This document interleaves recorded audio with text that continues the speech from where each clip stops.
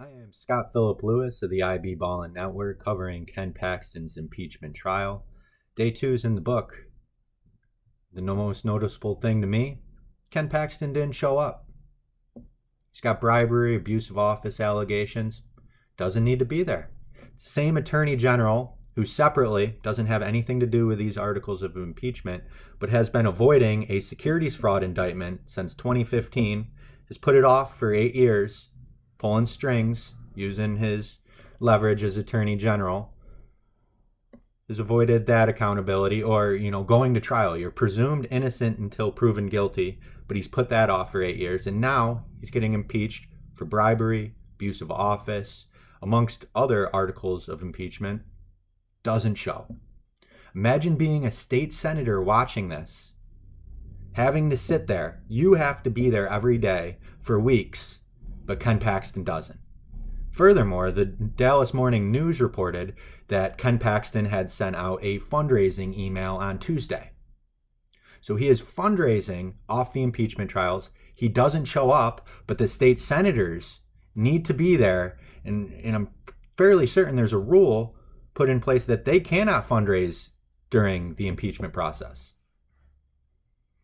Ultimately, in the end, the state senators are the ones voting on the articles of impeachment. So I think it's a gigantic miscalculation by Ken Paxton and his Burning Man attorney, Tony Buzbee. There's been a lot of jokes about his orange tint, and when you don't need to adjust your camera, he's just got a bad fake tan going.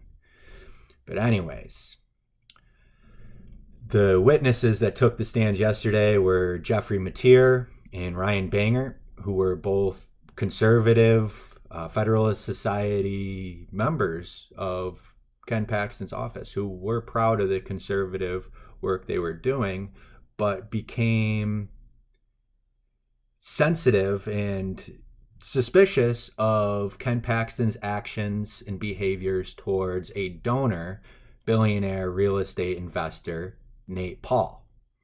So here first is Jeffrey Mateer, whistleblower, explaining his concerns, is beginning to become concerned with learning of Nate Paul and why Ken Paxton was going out of his way to help one Texan.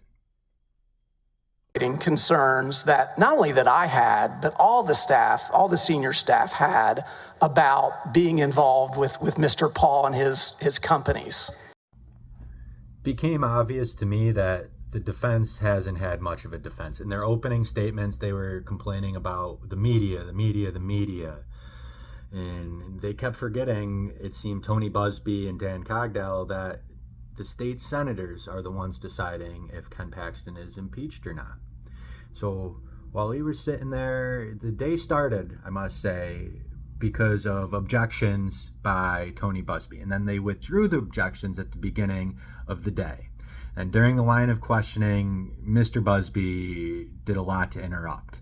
And Rusty Hardin made a great point to say, hey, I hope the court remembers this a little later on. Here's that clip. Did you then still take the occasion of that meeting to have several conversations with him?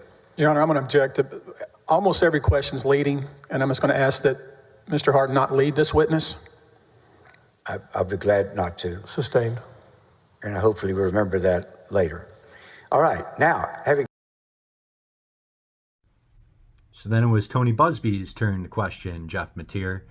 And, if this isn't leading, then I don't know what is. Apparently, he wants his notes. And he kept a journal and he wants all his notes. And Jeff Mateer explains that he wrote notes on an app. When he ran out of paper, he would use his app and put notes on there. And that he turned this over when he resigned. And when he also resigned, he talked about he deleted text messages, and that wasn't out of the ordinary for him, something that he regularly did. So Tony Buzbee tries to make the assertion that since you know how to delete text messages, you must have scrubbed your iPad and you're hiding stuff from us. And And he's like, yeah, no. Here's A program called OneNote. I mean, whenever my written notes end, that's when I started using OneNote. And those were on my iPad that I turned in when I resigned. And I think it's a Microsoft Word. I'm not a tech guy either. I think it's a Microsoft Microsoft product that was part of the Word suite. And so when I turned in, and it did link to my computer and my iPad, sir. I don't really understand anything you just said. I'm trying to figure out where your notes are. Well, you're not representing the Office of Attorney General. The Office of Attorney General would have those notes. No. They're on OneNote. Sir, I'm sorry to interrupt you. I'm sorry. You wiped it clean. I wouldn't know how to wipe something clean, sir. Well, you know how to delete text, that's for sure, right? That's just hitting delete and have an automatic delete on your device. Eric. Tony Busby doesn't hide it there. He comes out and says, I don't know what you're talking about. I just want your notes. He doesn't know what he's talking about. He's telling him the truth. I write it on an iPad. I gave you the iPad. I don't know where the notes I kept on that are. He said might be still be in the cloud if you go check. But genius Tony Busby says you know how to delete text messages, so you must be able to scrub a laptop, iPad.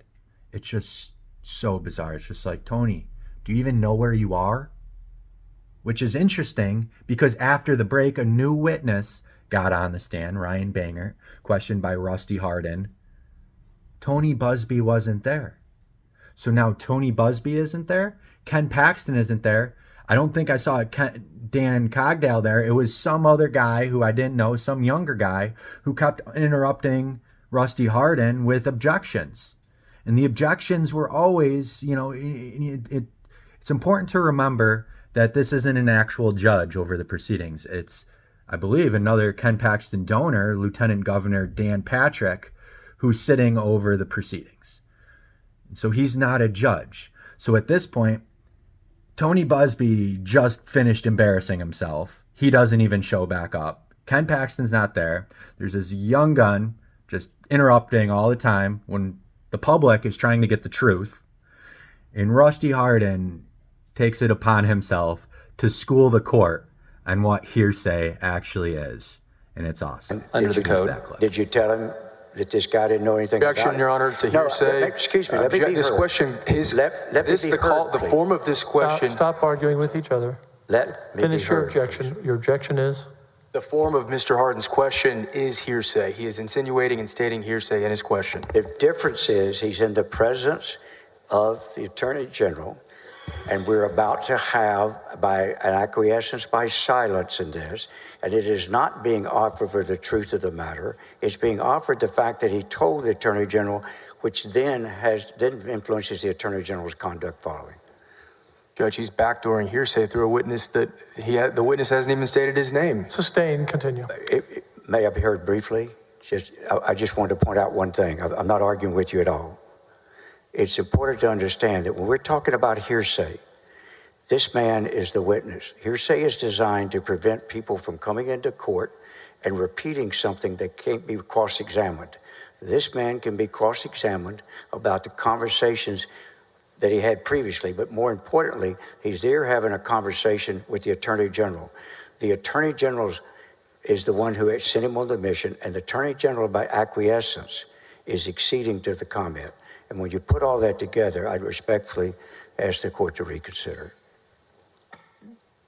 And Your Honor, we're talking about a conversation with an unnamed witness on an unknown number on a sheet of paper we don't have. This is hearsay. Try rephrasing the question one more time. Would you rephrase the question one more time? Thank you, Judge. When you talked to the Attorney General, what did you tell him about your conversation, and what was his response? Objection, hearsay, Judge. Overrule. Continue. Answer the question. Thank you. I shared with the attorney. So that's the day 2 recap. Day 3 is going to begin with Rusty Hardin continuing to question Ryan Banger. It'll be interesting to see I don't think Ken Paxton's going to show. I think he's made it obvious that he believes he's above this. But it'll be interesting to see if the Orange Buzz, Tony Busby, he shows up this time. And it'll be interesting to see too if he's able to question the witness, considering he hasn't been there for the beginning portion of Rusty Hardin's questioning. Those answers will all be gotten to today. And last thing, I got to say, that whole YouTube thing, I'm just an amateur by myself doing this. As you can see by my first video, this is amateur hour. I have a personal mission here to find out the truth of what happened to Javier Ambler in Williamson County, Texas, involving Live PD. I was also arrested on Live PD. I have a video in my library there. But I'm interested in finding the truth, and that's what all this is, and that's why I have an interest in this. And it's up to us as the public to make sure that the truth is an important foundation to our society, and I hope to do my part. So if you can give me a like, if you hate it, please give me a nasty comment. I don't care. I would just like some interaction here, some feedback on what I can do to improve, and I hope you like it. I'll be following this for the weeks ahead. Thank you.